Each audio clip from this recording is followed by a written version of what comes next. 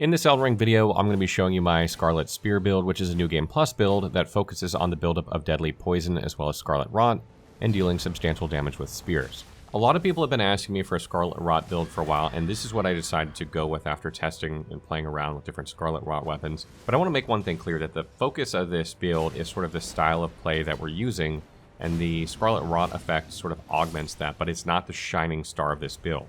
As you get further into New Game Plus, Scarlet Rot will play more and more of an impact in the way that you fight bosses. But it's not going to have a huge impact on the landscape, and it's not going to have a huge impact in the beginning because you're simply going to kill enemies and bosses too fast. Oh no, the horror. But I just want to make it clear that you can play this build in a similar way without Scarlet Rot, just by using some of the simple things that I'll go through in this video. So let's go ahead and talk about the weapons that we're using for this build. We're dual-wielding Rotten Crystal Spears. We have 2 of them, and the reason this is a New Game Plus build instead of not an earlier game build is simply because you cannot get these until the Hallowed Tree area by farming the crystalline enemies there, which is basically the very, very end of the game. And the reason we have 2 of them here, obviously, is because you're going to be able to build up Scarlet Rot faster by hitting twice with both weapons at the same time with L1 presses, and they're very, very fast with spears. But I do want to make it clear that you could potentially use one of these and then use a different spear that you use something with rot grease with and get a similar effect, and just use the rot grease during boss fights, because you don't really trigger Scarlet Rot on regular enemies all that often. So if you wanted to use a different spear that was primarily dexterity scaling, that could be infused, like the Cross Ignata or something like that, you could use that on one hand and your main hand buff it, and then use that with a Rotten Crystal Spear during boss fights. But this is kind of the way I went. I don't like having to farm for, items to craft with, and it can be kind of a pain in the butt to make rot grease regularly. So this allows us to set Scarlet Rot without dealing with that. Now, something interesting about the Rotten Crystal Spear is it's basically the exact same version of the Crystal Spear, except with a different Ash of War, and obviously Crystal Spear does a little bit more damage, but it's only like 30 more damage. So, frankly, unless you're using Impaling Thrust, which is the Ash of War Crystal Spear, I really feel like there's no real reason not to use the Rotten Crystal Spear, because the damage difference is so negligible that you might as well have the Scarlet Rot effect there, because maybe you'll trigger it on some tough bosses. So beyond these 2 weapons, we have the Coil Shield here, and the reason we have this Coil Shield is because it adds poison, and to be more specific, deadly poison, which is kind of like a better version of poison. But using its weapon skill, Viper Bite, will usually set poison on most bosses in 1 hit, and a lot of bosses in 2 hits if you don't do it in 1. This will trigger your Kindred of Rot's Exaltation, and if you're using the Mushroom Crown, it'll trigger that as well, like instantly at the beginning of a fight. So that'll increase your damage almost instantly, set deadly poison instantly, and get as much possible time for that poison to tick off a boss or a difficult enemy in the very beginning of a fight. And that's what we use it for. We'll lead off a lot of fights with this, set the poison, boost our attack power, and then start going to town with our dual wield attacks, trying to trigger Scarlet Rot on enemies while dealing a lot of damage. I cannot say enough good things about the Coil Shield. Viper Bite, it's absolutely strong. Like, you can set poison so fast, and it only weighs 1.5, costs 8 FP, has almost no stat requirements, so you don't have to build for poison. Like, you literally just attack with this thing, even if you don't have it upgraded, and you've set poison most of the time. It's fantastic. So moving along to the armor that I'm using for this build, I actually have the Redmane Knight set here, and there are a few reasons for that, but first and foremost is because the poise is 51. 51 is the minimum poise you want for this build, because you are going to trade damage, and I'll get into that in just a second. But the other reasons we're using that is because it's kind of scarlet colored, which kind of fits the theme of Scarlet Spear, and also because Redmanes are kind of synonymous with Scarlet Rot and their interactions and dealing with it over time, etc. So kind of fit the theme as well. Now, I do want to note that having an armor set that has higher poise and higher protection is ideal. So ideally, you would probably have something more protective than this. We do have a lot more equip load we can use with this build, so there's really no reason not to, except for style, which is why I'm doing it here. But if you're talking about min-maxing, you want as much poise and as much protection, and that's because when you're trading blows with spears, spears deal thrust damage, which means they're going to deal counter damage, which is extra damage you deal to enemies that are attacking you.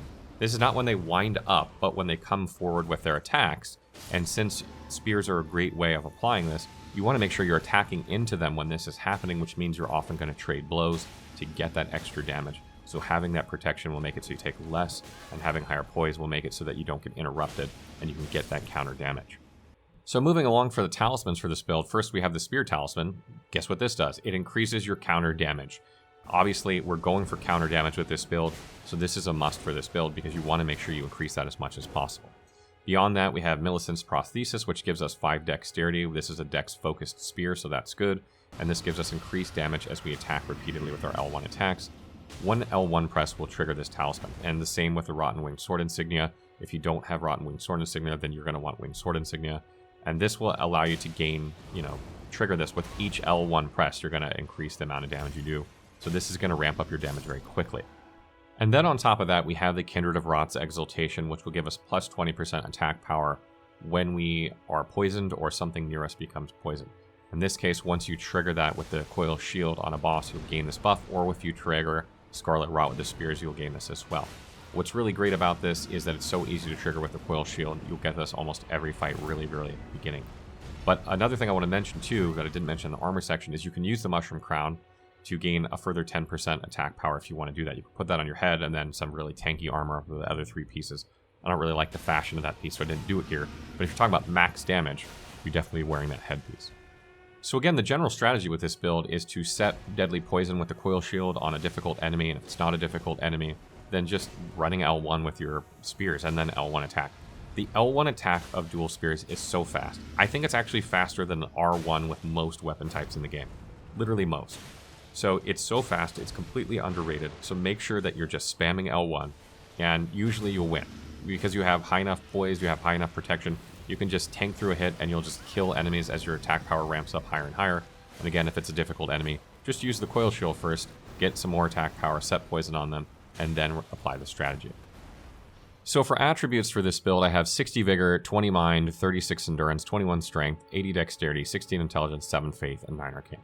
You don't need any Intelligence, Faith, or Arcane for this build, although if you're looking for a way to boost the damage of this build further in not New Game Plus, but New Game Plus Plus, let's say, you might take Faith up to 15 in order to give you Flame Grant Me Strength in order to increase your physical damage. This would help increase your damage even more, so you could do that, but we don't need any for this build. Those stats are simply because of the starting class. Beyond that, 60 Vigor is there because you're going to trade hits. You don't really need any more Vigor than this at this point.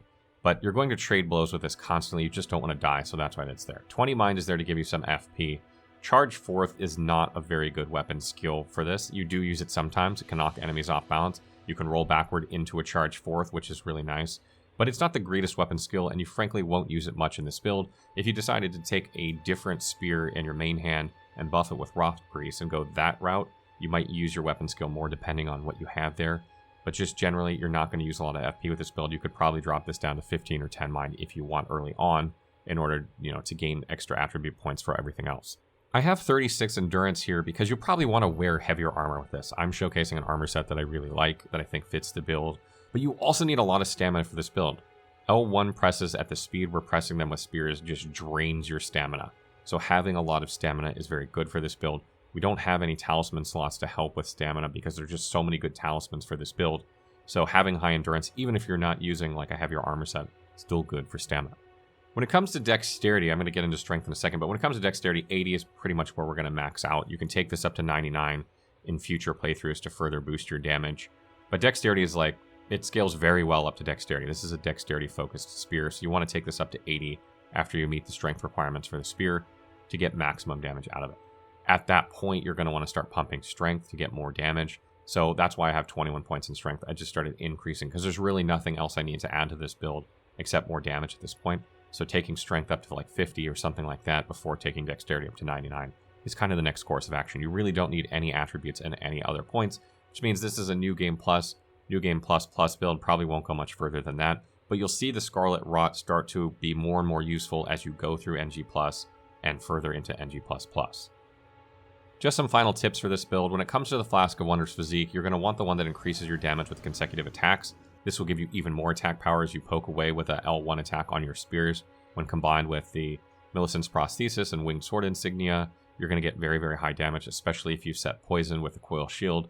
Your attack power is going to be really, really good for this point of the game. And then lastly, when it comes to the Great Rune you want to use for this build, there really aren't too many Great Runes because you only really need 3 stats for this build. You need Dexterity, you need Vigor, and you need Endurance. So Godric's is not a good choice. You really don't need FP. You could take Radahn's. Radahn's is probably not a bad choice for this because it gives you stamina and health, which are both good. But Melania's rune would probably be the best one because it'll give you health back as you attack rapidly. But that's not, you're not going to get until the very end of your NG Plus playthrough. so it won't really help you for most of the game.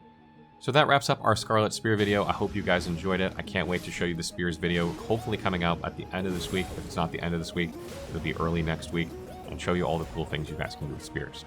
As always, if there are other builds you guys would like to see, let me know in the comments below.